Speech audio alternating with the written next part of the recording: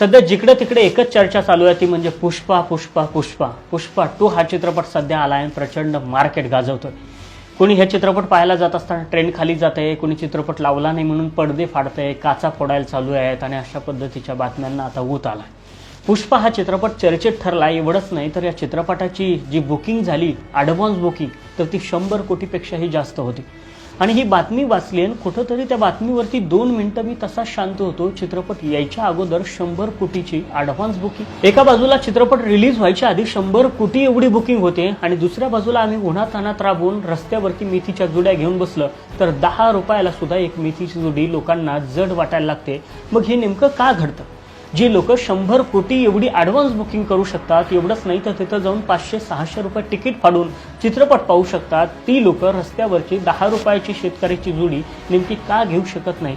हा प्रश्न अजूनही मला याचं उत्तर सापडलं नाही। बराच वेळ